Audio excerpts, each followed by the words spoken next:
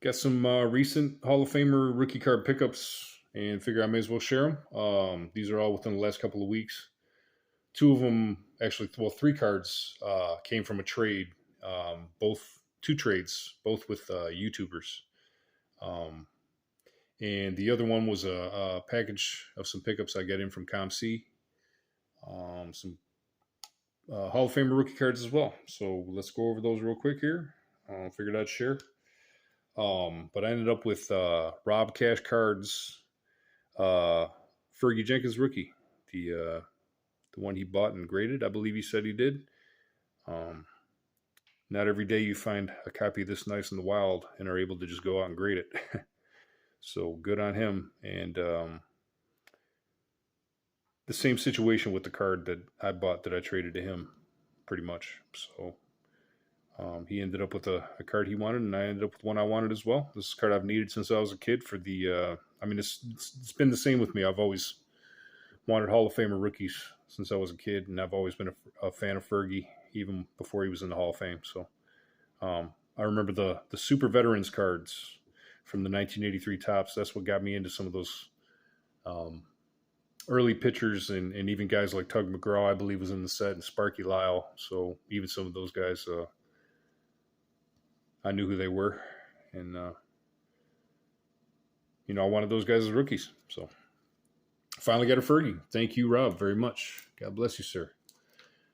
He also included this card here.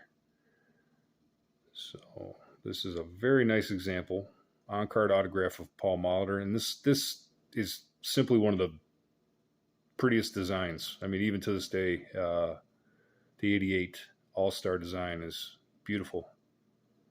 Topps really, really nailed it that year. And this is the black variation as well. Number 10 out of 50. Very, very nice. Molitor's got a beautiful autograph. And you can't beat an on-card. This guy's extremely undervalued and underrated in the hobby. Check out his WAR if you don't believe me. And then this one, I've been working on a trade since, I think last year, Hobby Palooza, or somewhere around that time. I had a SGC reveal, and Ken's Cardboard, Ken from Ken's Cardboard, mentioned a couple of cards that he liked that I had graded.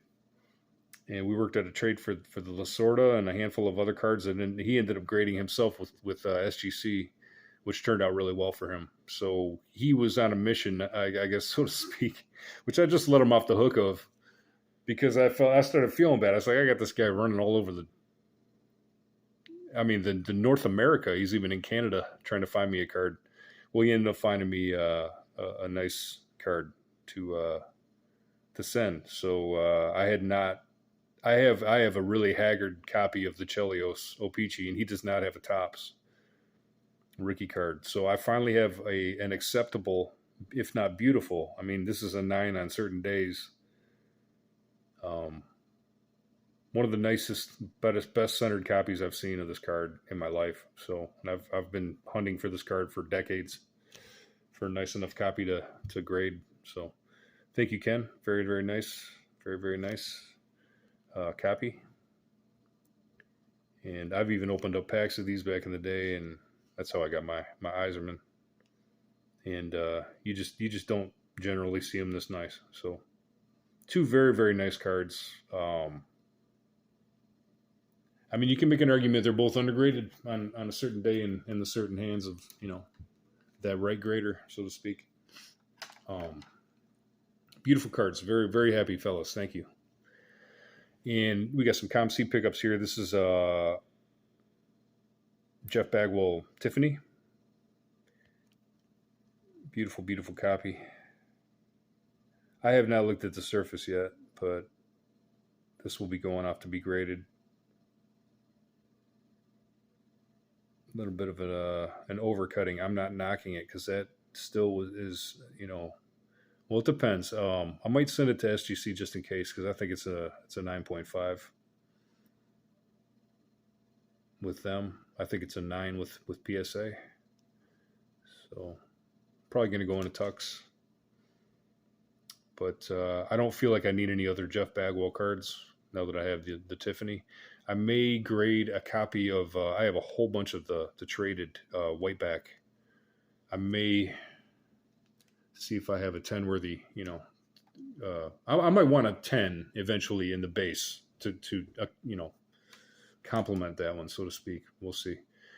This one I actually have a copy of from decades ago that I bought. And this one was just too cheap to pass up. Somebody had it so cheap. I want to say it was $40 or less. And I couldn't pull the trigger fast enough. So I know they sell for more than that. So this is fresh slab as well. That was an easy buy. So I have an extra copy of that now that I'm probably just going to send off to ComC or maybe the PSA vault. I generally want to start sending all my PSA cards for sale rather than upload the images myself with my scanner. I'd rather just send them off to PSA and have them vault them and sell them for me. And they're a bigger seller than I am as well. So obviously they're going to get way more attention. And I think I owe Rob Cash an apology for this because I think I told him I had the Red Lobster Ryan Sandberg a while ago. Well, I finally just got it sent to me, and I believe Mangini just showed a copy of this the other day or last week or something, very recently. But I have this one here. It's the Thornapple Valley. So apologies, Rob. I think I told you Red Lobster, but this is a card that ever since I had Beckett's catalog and checklist to work with, this card I've always wanted. So very, very nice copy though, and it's nice to have one slabbed. So clean. Definitely not going to need an upgrade there. And here's another one I have doubles of, but just another situation where it's just far, far too cheap to pass up. I couldn't even believe how cheap this was with being as beautiful of a copy as it is. It's Rick Barry rookie, and it's in an 8. This is from 1971-72 Topps. Simply one of the greatest NBA players of all time. Well, I mean, he had the NBA, ABA, all that kind of stuff back there. One of the greatest professional basketball players of all time. This card is severely underrated, but I have a PSA 8 already, so I'm not sure what I'm going to do with it. I have 3 copies of the Larry Bird Topps rookie too, and I just don't know what to do with any of them. I've got the 1 and a 9, the Bird, and then I think I have an 8 and a 7.5 as well.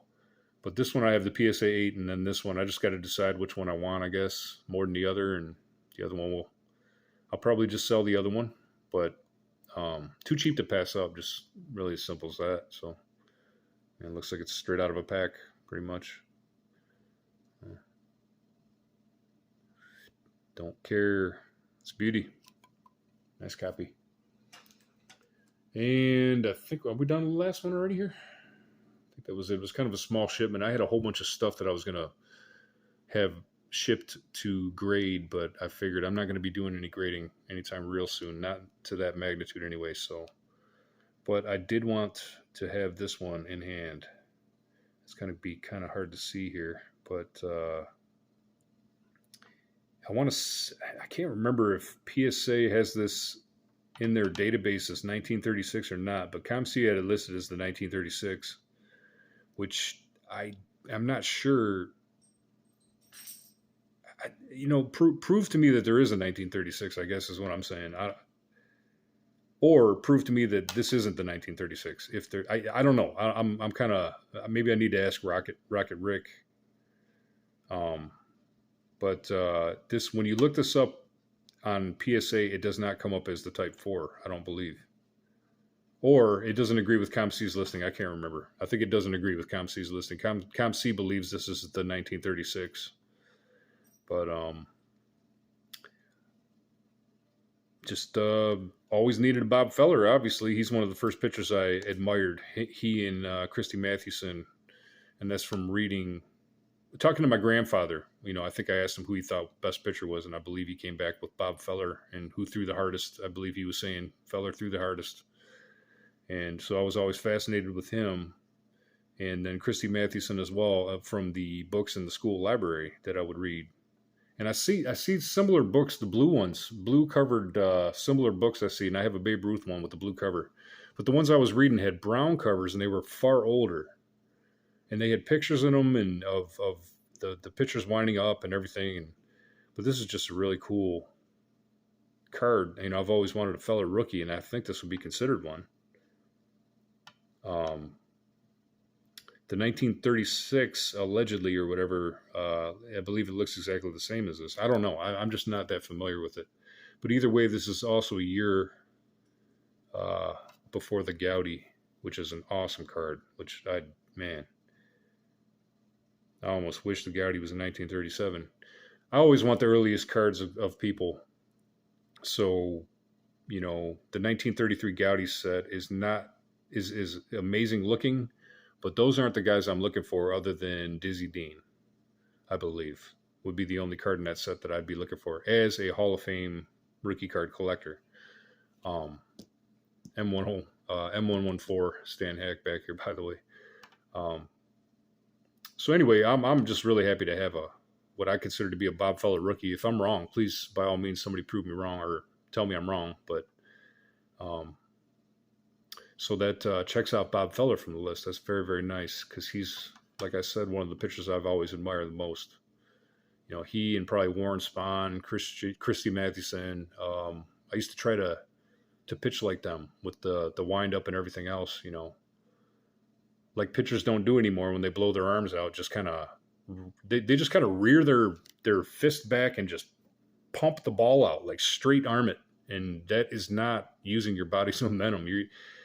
We might not see, you know, pitchers I think are just I don't know what's going on with pitching. I think it's just they're just kind of utilitarian now. It's just they got so many guys in the minors, just get them in and out, use them up, and you know, you got to be a big body guy to be a workhorse. And even those big body guys, they're going to throw those shoulders and elbows out by just rearing back and hurling as hard as you can. You know, you got to use the motion of your body and create the momentum. I appreciate you watching. If anybody lasted that long, God bless you. But anyhow, God bless you either way, and God bless your collections, your families, and have a good one.